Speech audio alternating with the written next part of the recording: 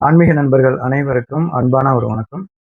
நம்மளுடைய தூங்கா நகரம் சேனல்ல வந்து பார்த்தீங்கன்னா, சில சில பதிவுகள் இப்பதான் போட ஆரம்பிச்சிருக்கோம். இன்னைக்கு நம்ம வந்து பார்க்க போறது வேல்மாறல் அப்படின்னுடைய சிறப்புகளும், வேல்மாறல் எப்படி படிக்கணும், அதனுடைய பலன்கள் என்ன அப்படிங்கிற அனைத்து தகவல்களையும் வந்து இந்த பதிவுல வந்து ஏற்கனவே வந்து வேலினுடைய வழிபாட்டை பத்தி ஏற்கனவே பல வீடியோக்கள் இருக்கு. அந்த பதிவிலேயே வந்து பார்த்தீங்கன்னா, இந்த வேல் வகுப்பு அப்படி எப்படி படிக்கணும் அப்படிங்கிற தகவல் வந்து நிறைய இதுல போட்டிருக்காங்க. நிறைய பேருக்கு வந்து வேல் மாறல் என்ன? மேல் வகுப்பு அப்படின்னா தெரியாது.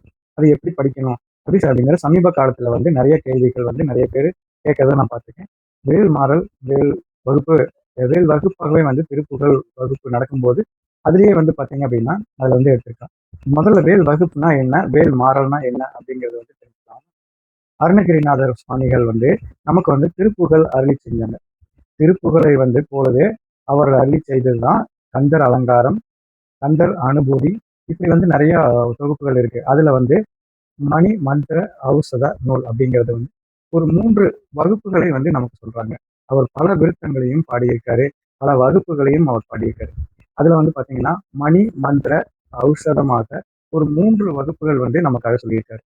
அதாவது முதல்ல வந்து பாத்தீங்கன்னா ஸ்ரீபாத வகுப்பு அப்படின்னு சொல்லி ஒரு வகுப்பு. இது வந்து பாத்தீங்க அப்படின்னா மணியாக நமக்கு சொல்லப்பட்டது. அதாவது அடுத்தது தேவேந்திர சங்க வகுப்பு 2வது, அது மந்திரமாக நமக்கு சொல்லப்பட்டது. அடுத்தது பாத்தீங்கன்னா 3வதாக தான் வந்து வேல் வகுப்பு. இது வந்து ஔஷதமாக நமக்கு சொல்லப்பட்டது. ஔஷதம் அப்படின்னா என்ன அப்படின்னு பாத்தீங்கன்னா மருந்து அப்படின்னு அர்த்தம். மருந்து எதுக்கு? நோய்க்கும் உண்டு, பிறவி நோய்க்கும் உண்டு. ஆக நம்ம வாழ்க்கையில வந்து எந்த ஒரு பிரச்சனையினாலுமே வந்து அந்த பிரச்சனைக்கு வந்து ஒரு மருந்து தேவைப்படுது இல்லையா? அந்த மருந்தாக அருணகிரிநாதர் வந்து அருளி செய்த அழகான அற்புதமான ஒரு வகுப்பு தான் வந்து வேல் வகுப்பு.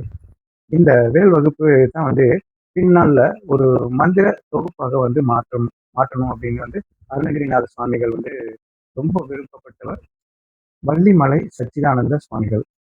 இந்த வள்ளிமலை சச்சிதானந்த சுவாமிகள் வந்து என்ன பண்றாரு அப்படின்னா, முருகப்பெருமானுக்கு இந்த வேல் வகுப்பை ஒரு மந்திர தொகுப்பாக மாற்றுகிறார்.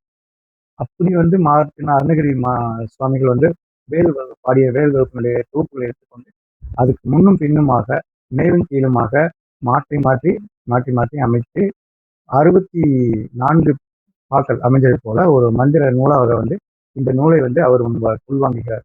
மொத்தம் வேல் வகுப்பிலேயே வந்து 16 பாடல்கள் உள்ளது. இந்த 16 பாடல்களையும் 4 முறை திருப்பி திருப்பி போட்டால் எப்படி நம்ம படிக்கலாமோ அது போல மாற்றி மாற்றி மாற்றி போட்டு நமக்கு வந்து 64 பாடல்கள் வருவது போல அமைச்ச ஒரு ஒரு அழகான தொகுப்பு தான் வந்து இந்த வேல் மாறல் அப்படிங்கிறது.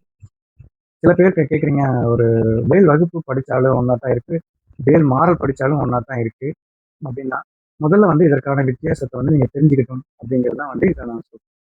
வேல் வகுப்பே தான் வேல் மாறல். வேல் மாறல்ல வந்து அது பல முறை திரும்ப திரும்ப திரும்ப திரும்ப போட்டிருக்கேன்னா 4 முறை மேலும் கீழுமாக. சில பேருக்கு வந்து கேட்குறாங்க, வேல் வகுப்புல வந்து வரக்கூடிய வரிசைக்காக ஒரு வேல் மாறல்லே வரலையே அப்படின்னு நினைச்சீங்க அப்படின்னா, அது மந்திர தொகுப்பாக வந்து வேறு வேறு வேறு படிப்புகளை மாற்றி கொடுத்தாரு. இந்த வேல் மாறல் அப்படிங்கிறது ஒரு மிகப்பெரிய ஆற்றல் நிறைந்த ஒரு அற்புதமான படிகம். இது வேல் வகுப்பு அப்படியே படித்தாலும் சரி, அல்லது வேல் மாறலாக இதை நீங்க படித்தாலும் சரி, வேல் வேலினுடைய அந்த வலிமை, அந்த வேலினுடைய ஆற்றல், அது வந்து நம்ம முருகப்பெருமான் கையில சாதாரணமாக ஒரு ஆயுதமாக இருக்கக்கூடியதான வேலு அப்படின்னு யாரும் அப்படி நினைக்கவே கூடாது. ஏன்னா முருகப்பெருமானுடைய நுட்பமே இல்லாத வேலை மட்டுமே பிரதானமாக கொண்டு ஆலயங்கள் வந்து பல அமைத்து அந்த வேலை மட்டுமே வந்து வழிபாடு செய்து நம்மளுடைய முன்னோர்கள் நிறைய வந்து நமக்கு வந்து வேலின் சிறப்புகள் வந்து காட்டியிருக்காரு. நம்முடைய நாட்டிலேயே வந்து பல கோவில்கள் வந்து பார்த்தீங்க அப்படின்னா வேலை மட்டுமே மூலஸ்தானத்தில் வைத்து வழிபடக்கூடிய பல இடங்கள்ல முருகன் கோயில் இருக்கு. அதே மாதிரி இலங்கை நாட்டிலையுமே பார்த்தீங்க அப்படின்னா வேலின் மூலஸ்தானமாக வைத்து வழிபடக்கூடிய பல ஆலயங்கள் அப்படிங்கிறதும் உண்டு. ஆக வேல் என்பது மூலஸ்தானிலேயே இருந்து அனுகிரகம் செய்யக்கூடிய அளவுக்கு ஒரு ஆற்றல் நிறைந்தது. முருகப்பெருமானுக்கு வந்து மொத்தம் வந்து 3 சக்திகள்: இச்சாசக்தி, கிரியாசக்தி, ஞான சக்தி. இந்த இச்சாசக்தியானது இந்த வள்ளியையும், கிரியாசக்தியானது தெய்வயானையும், ஞான சக்தியான வேலாயுதத்தையும் சுவாமி வந்து வச்சிருக்காரு. எதை செய்தாலும் ஞானம் என்பது வேண்டும் இல்லையா? ஞானம் இல்லாம எந்த வேலையுமே நம்ம வந்து செய்ய முடியாது இல்லையா? அப்போ அந்த ஞானமாகிய வேலுக்கு மிகவும் மிக மிக பெரிய ஆற்றல் உண்டு. சிவபெருமான் சூரசம்ஹாரத்தின் முருகனை புறப்படு அப்படின்னு சொல்லும்போது அவர் வந்து 11 கரங்களுக்கும் 11 ஆயுதம் கொடுத்தார். மொத்தம் முருகப்பெருமானுக்கு 12 கை. அதுல ஒரு ஆயுதம் மட்டுமே வந்து இல்லாம ஒரு கையை மட்டும் சும்மா இருந்துச்சு. தேவேந்திரனுக்கு வந்து ஒரு பயம் வந்துச்சு.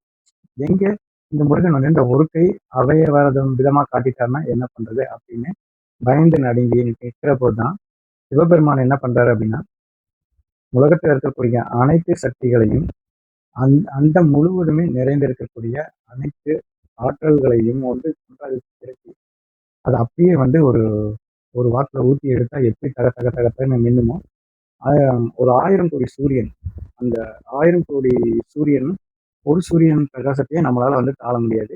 அதுல 1000 சூரியன் கோடி சூரியனை உருக்கி அது ஒரு வேல் மாறி மாறி அச்சு பண்ணி அதுல ஊத்தி வாத்தி எடுத்து அது எப்படி இருக்குமோ அந்த மாதிரி ஒரு அந்த வேல் வந்து ரொம்ப மெலிச்சு. அந்த வேல் வந்து அப்படியே எடுத்து முருகன் கையில சிவபெருமான் கொடுக்குறாரு. அது யார் கையில தெரியுமா கொடுக்குறாரு? அம்பாள் கையில கொடுத்துறாரு. கொடுத்து என்ன தெரியுமா சொல்றாரு? இந்த வேலை சக்தி வேலாக நீ முருகன் இடத்தில் கொடு அப்படின்னு சொல்லி அவர் சொல்ல, அம்பாள் வந்து பாத்தீங்கன்னா வாங்கி அந்த வேல்ல தன்னுடைய சக்தியை அவர் கேட்கிறாங்க. கேட்ட பிறகு அந்த வேலை முருகப்பெருமானுக்கு அம்பாள் தான் வந்து கொடுக்குறாங்க. அப்ப அந்த வேல் வந்து என்ன ஆற்றல் இல்லைன்னு நினைக்கிறீங்க? எல்லா ஆற்றலுமே அந்த வேலுக்கு இருக்கு. அது அழிக்கும் ஆயுதம் மட்டும் கிடையாது, அது வந்து காக்கும் பொருள். இல்லை, ஒரு ஆயுதம் அழிக்கத்தானுமே செய்யும், அது எப்படி வந்து காக்கும் அப்படின்னு நம்ம நினைக்கலாம். கத்தி இருக்குது, அந்த கத்தியை வச்சு கொலையும் பண்ணலாம். ஆனா அதே கத்தியை வச்சு ஆப்ரேஷன் பண்ண முடியும் இல்லையா? அந்த ஒரு பொருளை யார் பயன்படுத்துகிறார்கள், அது எந்த நோக்கத்திற்காக பயன்படுத்துகிறார்கள் அப்படிங்கிறது வந்து மிக மிக ரொம்ப முக்கியமானது. வேல் என்பது பகைவர்களுக்கு அழிக்கும் பொருளாகவும் பக்தர்களுக்கு காக்கும் பொருளாகவும் இருந்து நம்முடைய அரணாக காக்கக்கூடியது. அதனாலதான் முருகப்பெருமானுக்கு வேல் என்பது ஒரு மிகப்பெரிய ஆயுதம். முருகனை எங்கெல்லாம் நினைக்கிறோமோ அங்கெல்லாம் வந்து வேலை நினைக்காம இருக்கவே முடியாது. முருகன்னாலே வேல், மயில், சேவல் இது எல்லாமே ஞாபகத்துக்கு வரும். அப்படிப்பட்ட அழகான வேலை நாம போய் பூஜை செய்யலாமா, வீட்டுல வச்சுக்கலாமா அப்படின்னு நிறைய பேருக்கு ஒரு கேள்வி இருக்கும். இதுக்கு வந்து ஏற்கனவே வந்து நிறைய பதிவுகள் இருக்கு. சமீப காலத்துல வந்து பாத்தீங்கன்னா நிறைய பேருக்கு இந்த வேலை பற்றிய ஒரு ஆராய்ச்சி, இந்த வேலை பற்றி நிறைய விஷயங்கள் நாங்கள் கேள்விப்படுறோம், நிறைய விஷயங்கள் நாங்கள் படிக்கிறோம். இது எல்லாமே வந்து நாங்கள் வச்சுக்கலாமா அப்படின்னா, நம்ம எப்பவுமே சொல்றது ஒண்ணுதான். வீட்டு நமக்கு ஒரு சக்தி என்ன இருக்கோ அந்த அளவுக்கு வந்து அங்கே வச்சு பராமரிக்க முடியுமோ அந்த அளவுக்கு வந்து பொருட்களை வச்சுக்கலாம். வேலை வச்சுக்கலாம் அப்படின்னு சொல்லி ஆள் எடுத்து கொண்டு போய் வீட்டில் வேலை வச்சு பூஜை பண்ண முடியுமா? முடியாது. நமக்கு ஏற்றாற் போல எளிமையா சின்னதா ஒரு நம்ம வச்சுக்கிற அளவுக்கு பூஜை பண்ற அளவுக்கு தகுதியான ஒரு வேலை வந்து நீங்க வச்சுக்கலாம். வேல் கொஞ்சம் பெருசா இருக்கு, இல்ல வேல் வந்து வேலுடைய நுனை என்பது ரொம்ப கூறியதாக இருக்கு அப்படின்னா கண்டிப்பாக அதுல வந்து எலுமிச்சை பழம் வந்து அப்படிங்கிறது கண்டிப்பா முக்கியம். நீங்க முருகப்பெருமானுடைய கோவில்ல எல்லாம் பார்த்தீங்க அப்படின்னா வேல் சாத்தும் போது அதுல ஒரு எலுமிச்சம்பழம் வைப்பாங்க. ஏதோ அதை கூர்மையாருங்கிறதுக்காக அல்ல, அதுல வந்து 2 விஷயங்கள் இருக்கு. அதுவும் ஒண்ணு ஆயுதம். அந்த ஆயுதத்தை வந்து நம்ம பயன்படுத்தும் போது வந்து பார்த்தீங்க அப்படின்னா ஆயுதம் மற்ற நேரங்கள்ல வந்து அது காப்பாற்றுகிற பொருளாக தான் பயன்படுத்துறோம். அதனால வெற்றி கனியை அந்த வேல் மேல வைக்கணும் அப்படிங்கிறது வந்து ஒண்ணு. இன்னொன்னு பார்த்தீங்க அப்படின்னா சிவபெருமான் வந்து வில்லாக வச்சிருப்பாங்க. ஆனா முருகப்பெருமான் அதுக்கு வச்சிருக்காருன்னு பார்த்தீங்கன்னா தன்னுடைய வேலுக்கு மேல ஒரு எலுமிச்சம்பழம் மாதிரி வச்சிருக்காரு. அப்ப அந்த வேலுக்கு வந்து எவ்வளோ ஒரு ஆற்றல் இருக்கணும்னு தெரிஞ்சுக்கணும்ல. அந்த காற்றக்காக தான் வேலுக்கு மேல ஒரு எலுமிச்சம்பழம் வைக்கணும் அப்படின்னு வந்து நமக்கு சொன்னார். எலுமிச்சம்பழம் வைக்கிற அளவுக்கு வந்து வேல் இல்லை அப்படின்னா அந்த வேலுக்கு கீழேயாவது ஒரு எலுமிச்சம்பழம் கண்டிப்பா வைக்கணும். வேலை நம்ம அன்றாடம் அபிஷேகம் செய்யணுமா? இது நிறைய பேருக்கு ஒரு டவுட் இருக்கும். வாய்ப்பு இருந்தால் செய்யுங்க. முடியலையா செவ்வாய்க்கிழமை இல்லைன்னா வெள்ளிக்கிழமை இல்லைன்னா ஞாயிற்றுக்கிழமை கூட வந்து நம்ம பண்ணலாம். பால் தண்ணி அவ்வளவுதான். எளிமையான ஒரு முறையில ஒரு அபிஷேகம் பண்ணி ஒரு மலர் போட்டு நாம ஒரு சந்தன குங்குமம் வச்சுட்டு வழிபாடு பண்ணலாம். இப்ப வந்து நிறைய பேர் கேட்பீங்க, ஒரு இந்த மாதிரி வேலையெல்லாம் வாங்கி வச்சு கும்பிடணும்னு ஆசையா தான் இருக்கு. ஆனா வந்து அந்த வீட்டுல அந்த அளவுக்கு வசதி இல்லை, தனி பூஜை அறை கிடையாது, நாங்க ரொம்ப சின்ன ஒரு ஃபேமிலியா தான் இருக்கோம். முருகர் படம் இருக்கு அப்படின்னா முருகர் படத்துல வந்து வேல் இருக்கோ இல்லையோ அந்த வேலுக்கு சந்தன குங்குமம் வைங்க, ஒரு பொட்டு வைங்க, முருகருக்கு வந்து ஒரு பூ போடுங்க. அந்த வேலை நினைச்சு நீங்க வழிபாடு பண்ணலாம். வாய்ப்பு இருக்குங்கிறவங்க ஒரு சின்ன ஒரு வேலாவது வாங்கி அதை வந்து பண்ணலாம். பூஜை அறைங்கிறதோ இல்லை நம்மளுடைய வழிபாடு என்பதோ ரொம்ப பெருசா வந்து காட்டணும், நிறைய காட்டணும், நிறைய அடிக்கடிக்கு வச்சுக்கணும், நிறைய வந்து நம்மளுடைய நம்முடைய ஆடம்பரத்தை வந்து நம்மளுடைய பக்தியை எல்லாத்தையும் வந்து பெருசாக நம்ம காட்டணும் அப்படின்னு பூஜை அறையை மட்டும் வைக்கவே கூடாது. பூஜை அறைங்கிறது வந்து எளிமையாக இருக்கணும். பூஜை அறை அப்படிங்கிறது சுத்தமாக இருக்கணும். பூஜை அறை அப்படிங்கிறது வந்து தெய்வீக ஒரு தன்மையோடு இருக்கணும். அவரவர்களுக்கு வந்து என்ன முடியுமோ அவர் எளிமையாக சிம்பிளாகவே செய்யுங்க. முடிஞ்சால் சின்னதாக ஒரு வேல் வச்சுக்கோங்க. முடியலைன்னா முருகர் படத்தில் இருக்கக்கூடிய வேலையே வந்து நீங்கள் ஒரு சந்தன குங்குமம் வச்சு தொட்டு கும்பிட்டு இந்த வேல் மாறலை வந்து படிங்க. இதை பலரும் தினந்தோறும் நம்ம படிக்கலாமா அப்படின்னு சொல்லி கேட்குறாங்க. படிக்கலாம், தப்பு இல்லை. சிலருக்கு வந்து ஒரு கேள்வி இருக்கும், இது ரொம்ப பெருசாக இருக்குது, இது வந்து வேல் வகுப்பு படித்தாலும் இதே பலன் தான் கிடைக்குமா அப்படின்னா, ரெண்டுமே ஒன்று தான்.